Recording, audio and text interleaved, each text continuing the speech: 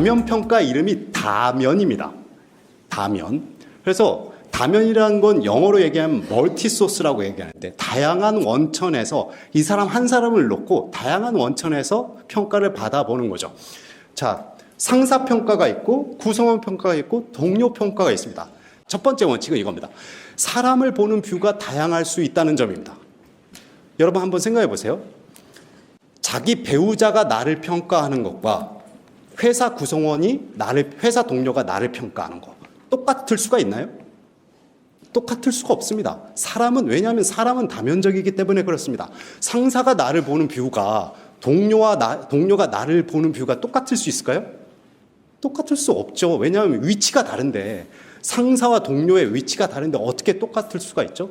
다면평가의 첫 번째 원칙은 뭐냐면 사람을 보는 뷰가 다양하고, 그 전에 인간은 다면적입니다.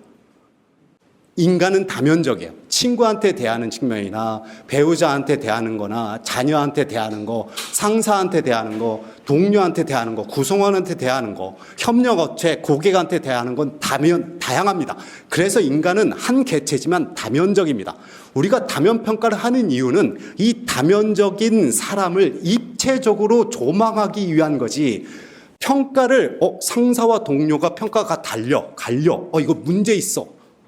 문제가 있는 게 아니라 문제가 오히려 없는 겁니다. 상사가 보는 뷰가 다르고 동료가 보는 뷰가 다른데, 아까 저한테 질문을 던져주셨죠. 상사와 동료 평가가 상관이 낮다.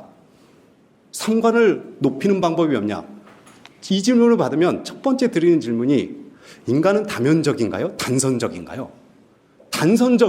인간이 단선적이면 상사나 부하나 동료가 똑같이 볼 수밖에 없습니다. 데이터가 똑같이 나오잖아요. 상사의 데이터와 동료의 데이터와 부하의 데이터가 다 똑같아. 그러면 평가를요, 상사가 평가할 필요 없습니다. 부하 한 명이 평가해도 돼요. 왜냐하면 데이터가 다 동질한데. 그런데 현실 세계는 사람은 다면적이기 때문에 상사는 어떻게 보는지, 동료는 어떻게 보는지, 부하는 어떻게 보는지 입체적으로 이 한 사람을 조망하기 위해서 다면평가를 하는 겁니다. 어떤 조직은 저한테 이렇게 묻습니다. 종합 점수를 내려고 한대요. 상사 점수, 동료 점수, 부하 점수를 하나의 싱글 스코어로 만들려고 한답니다. 그래서 저한테 물어보기를, 상사를 몇 프로 반영하고 100점 중에 상사를 몇 퍼센트 반영하고 동료를 몇 퍼센트 반영하고 구성원을 몇 퍼센트 반영해야 됩니까? 라고 묻습니다. 저는 다시 한번 질문을 던지죠. 그럴 거면 왜 다면평가를 왜 하십니까? 인간은 다면적인데. 다양한 원천에서 데이터를 받아들여서 이 사람이 도대체 360도로 어떠한 모습을 보이는지를 의사결정권자가 다각도로 판단하게끔 만드는 게 다면평가의 기본적인 본질입니다. 관찰자의 위치에 따라서 제대로 평가 가능한 요인이 각자 다른데요. 많은 기업들을 보면 평가 요인이 다 똑같습니다. 문항도 다 똑같고 상사, 부하, 동료 다 문항이 똑같습니다. 그 이유가 있어요. 문제는 아닙니다. 문제는 아닌 게, 왜냐하면 다면평가가 처음에는 360도 피드백, 그러니까 개발 목적으로 쓰여진 겁니다. 그래서 상사와 동료와 부하가 한 요인에 대해서 각자 어떻게 다른지를 보기 위해서 요인을 각자 동질하게 놓은 거예요. 상사한테도 전문성을 평가하게 하고, 동료한테도 전문성을 평가하게 하고, 구성원한테도 전문성을 평가하게 한 겁니다. 한 요인에 대해서 어떻게 시각차가 벌어지는지를 개발적 목적 차원에서. 그러나 평가적 목적 차원에서는 이건 잘못하면 좋지 않은 데이터가 될 수가 있습니다. 왜냐하면 사람은 그 사람의 위치에서 보다 더 객관적으로 평가할 수 있는 요인들이 달라지거든요.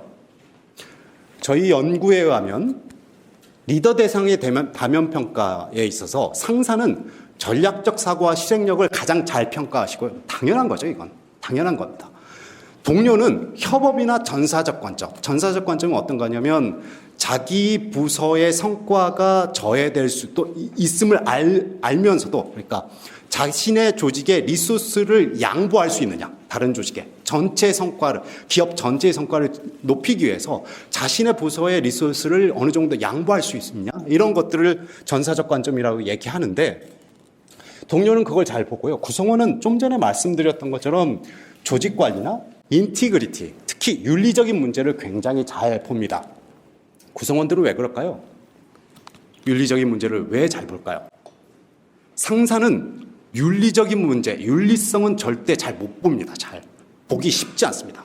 상사가 인티그리티 평가 잘한다? 이거 정말 신기고요. 구성원이 오히려 잘합니다. 왜 그럴까요? 구성원들은 항상 지근거리에서 리더의 일거수일투족을 볼 수 있기 때문에 그렇습니다.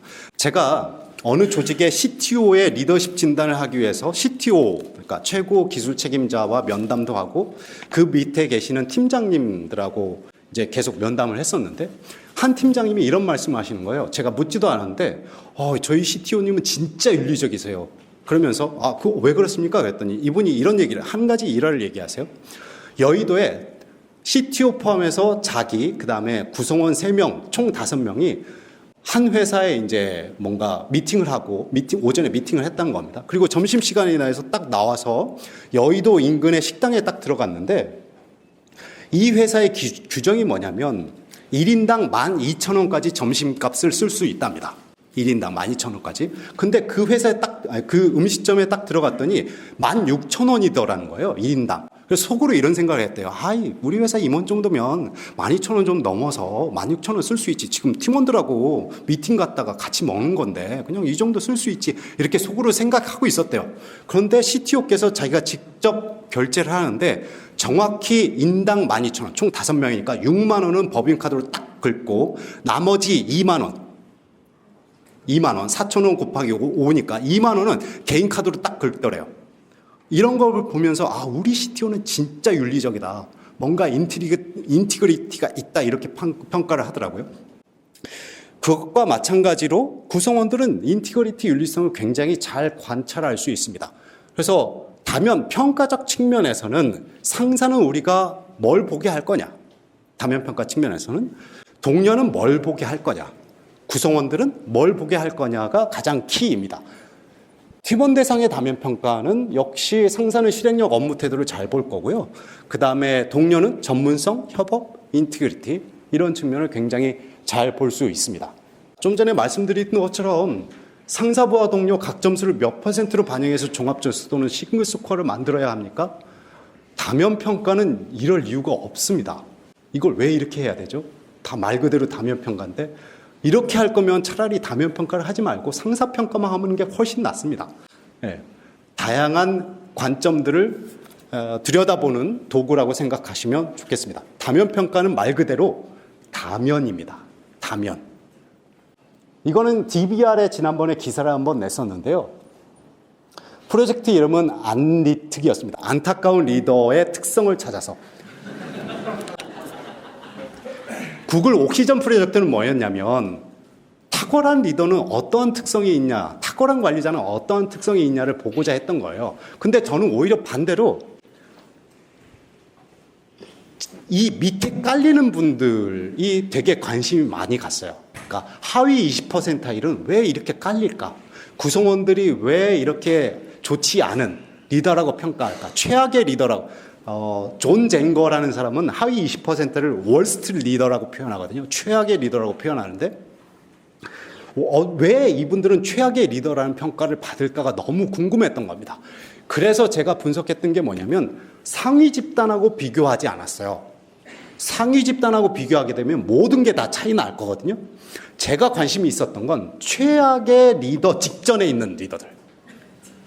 60에서 80% 분위에 계시는 리더분들은 그나마 이 정도는 세이프 존인 거죠. 세이프 존까지 계신 분들과 이분들이 어떻게 차이 나느냐를 보고 싶었던 겁니다. 그래서 제가 이 집단 데이터를 발라내고 이 집단 데이터를 발라내서 이 사람들이 어떻게 해서 어떤 특성으로 인해서 이 최악의 리더로 평가받는지 그 키워드들을 발라내는데요. 그게 대표적으로 5가지였습니다. 가장 심각했던 문제는 책임 전가였어요. 가장 심각한 게. 책임 전가를 하는 순간 이건 진짜 현장 용어가 나올 뻔했습니다. 이 XX는 리더가 아니야 라고 평가되는 경향들이 있습니다. 두 번째는 개인의 이익을 먼저 앞세우시는 분들.